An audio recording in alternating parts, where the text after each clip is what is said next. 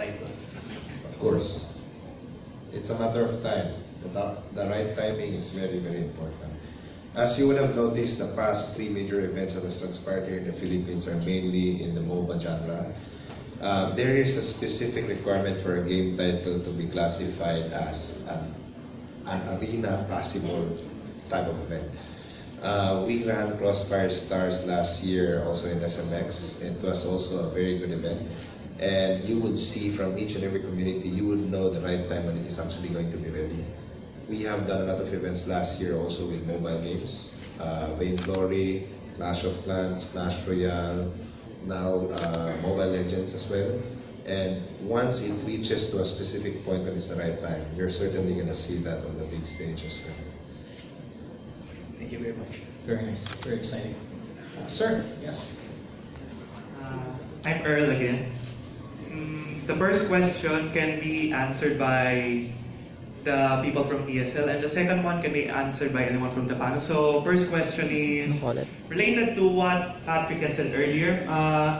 We just had IEM Sydney just a couple of weeks ago. So do you plan to do major CSGO events here in the Philippines? Ooh. That's a me question. So the truth is, we're currently working on the 2018 schedule in partnership with Mineski, and there will be mega events in Southeast Asia happening. I can't tell you now if that is Counter-Strike or Dota or whatsoever, and I guess you understand. I see. And second question, so ESL and Mineski have been doing events for 2 years now. So this is the second year that ESL is doing it with Mineski. Now, I think this is the right time to ask this question. After 3 years from now, so that will be a total 5 years. So in the next 3 years, where do you see the future of esports here in the Philippines? Anyone can answer from the panel. How big will events be? Actually, we're seeing it right now that esports is becoming a mainstream sport here in the Philippines. Hopefully, within the next 3 years, with the advocacy of the BLD group, Smart TV family, and BLD, we're hoping that it will be at the level of the basketball, the volleyball. We're hoping to host, as Lloyd mentioned, we'd like to explore the opportunity of hosting an Asian Games for esports, if that's if possible. That's from her. I think esports now is being recognized, and I think it's going to be one of the sanctioned events already for the Asian Games. So that brings it to a totally different level. It becomes a medal sport in a international tournament. So once that happens, I think the level now brings it to that level of it's like a national sport, like the basketball. And that's where we see esports will be going. And a few years ago we said that that's going to take time, but it's going to happen sooner than we think. So there'll definitely be in 3 years' time esports superstars that the Filipinos can recognize. And what we also want to do is to make sure that we elevate gaming into a new level so that it doesn't feel like it's just a distraction, especially from the point of view of parents. So once they see that esports definitely has a lot of skills and competencies required, and they definitely are able to get benefits from being players, and that's something that will definitely be happening in the next 3 years. Thank you very much for insightful answers. Thank you. And we have a little bit more input, Earl, from, of course, Rome over here. Yes? Yeah. Okay, 5 years from now, I want to replace that SKT Faker billboard in SLEX to a Filipino player from League of Legends. Wow, that's a nice statement. We have to have our local stars. Next year, Billboard for let's make that happen. Go, billboards for the local stars. Something definitely a very, very nice plus. Earl, is that everything? Wow, thank you, thank you.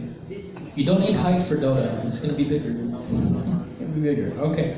So we have last 3 questions from our friends from the media. Take note, we do have a raffle for our friends from the media, so watch out. Okay, look at the energy. Just went up. Okay, so Ron, welcome back. Good afternoon again. I'm Ron again from Southeast Asia Esports. I just want to ask Lon, so since we have a growing community right now, so with these big events, we are enticing new players to play Dota 2 or whatever major events we've had. As we all know, Dota 2 is pretty steep in terms of how mechanically skilled you can get. There's a lot of definitions, jargons, acronyms. How do you think casting could help in terms of helping noobs in general in understanding the game better? One of the things that actually we do with my partner Nuno as we cast is we actually trim down the technical side of it and explain it into a much simpler mechanic or term, which we try to communicate, because when you do casting in Philippines, it's a bit hard to actually communicate because not everyone understands English. That's why we advocate Filipino casting, Tagalog casting, and then when we see something or when we see a very good playing, we actually hype it up so that people can really understand it. But well, if you from a noob to an amateur to a professional, there are stages of that, and right now we are also developing some content wherein you can actually learn from great plays or maybe votes from YouTube or strategies, discussion groups that will actually help the noob to become more proficient in their skills. But to tell you the truth, it's going to take a long while to actually achieve that, but we are actually laying the foundation for that. Thank you. That's all. Thank you very much, Ron. We now have our final two questions. So anyone just can head straight to the mic. Thank you so much, sir. Hi, I'm Kiko from GG Network, and my question is for Mineski and ESL. What can we expect from the production side of the Masters? Both in game, are we gonna have some cool new features for the viewers in streams, and what can we expect in the downtimes between games? Will there be shows much like the past majors? Of course, it's going to be a surprise, but what we have done last year, we tried to improve it, as you would see from the layout of this year's stage. There's going to be new elements of I cannot preempt. Yeah, I cannot tell you right now, but it's going to be fun. It's because we injected a lot of inputs on this, and of course with ESL's help, we're trying to provide a new type of entertainment that only Manila Masters can provide. This is going to be very exciting. Thank you. Very nice. Thank you. And now we have our final question for, of course, the conference. Anyone? Final question? Final, sir. Thank you.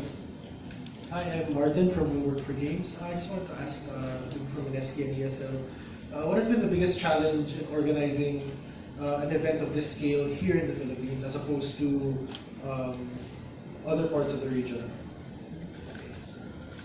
Of course, one of the biggest things here would be if you're organizing a very big event like SMO Arena, number one it would be logistics, but definitely it shouldn't be a problem with the internet side because we have Smart Ability. They have been very great partners in helping us commit and fulfill the internet requirements required for the players. But definitely I would say number one is logistics.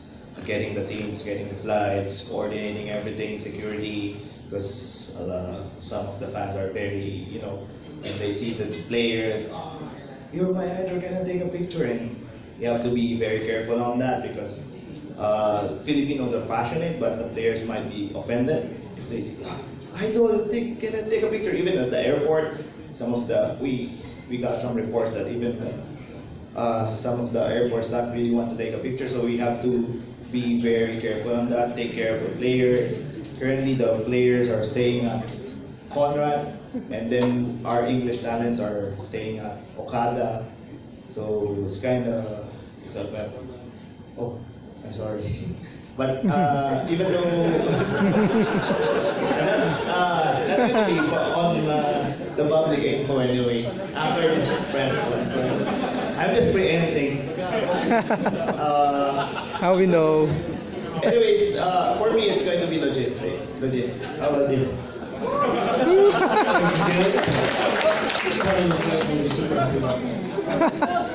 Yeah, I mean, organizing an event of this size takes usually a month of preparation and a huge thousands of bits of pieces. And you really need to have like an experienced team and an experienced partner that brings it all together. And you can convince yourself and see the results for the next couple of days in the Mall of Asia arena. So let's see how much of a good job we did. Thank you. Thank you very much. Let's give a round of applause, of course, for our panel. Thank you so much.